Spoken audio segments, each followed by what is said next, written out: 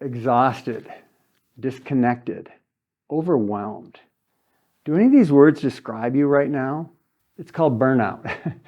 I want to share with you some tips for understanding it, and better yet, how do you avoid it?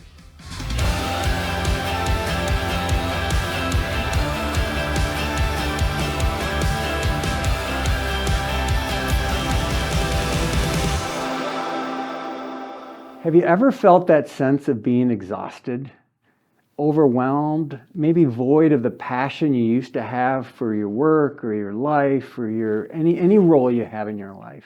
I've been there many times, and here's what I have learned and one habit that has worked for me to help me work my way out of that space I call burnout. Burnout never sneaks up on you.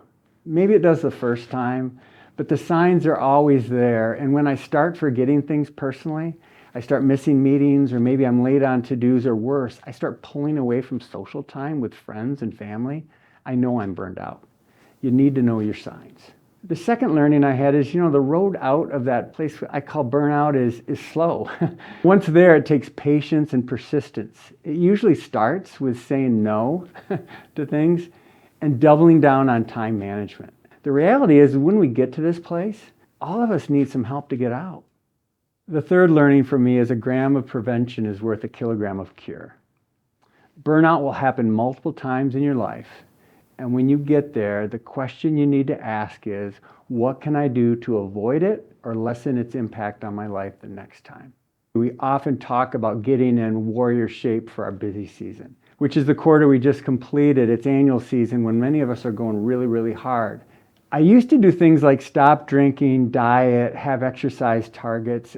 And what I learned was that I felt great even though I was logging in multiple 13 to 14-hour days in a row. It hit me that those habits should guide me year-round. So let me share the tool that I have developed to help support my own personal goals. It's called my personal scorecard. So here are my daily checks that make up my scorecard. The first one is soul food, and that's a rule I have for myself, that I never touch email or any sort of work before I spend time in reflection and prayer. Now for me, my belief system is Christian, so I have some things that I fill in that area. I get a check mark if I do that before I touch email. The second thing is sleep. I've learned that I'm at my best when I'm 7+ hours, and so I track my sleep every night, just to get a sense of how well am I hitting my target throughout the week. The third one is exercise, and I found that if I'm closing all my rings on my Apple Watch 3 to 4 times a week, that's usually a pretty good week.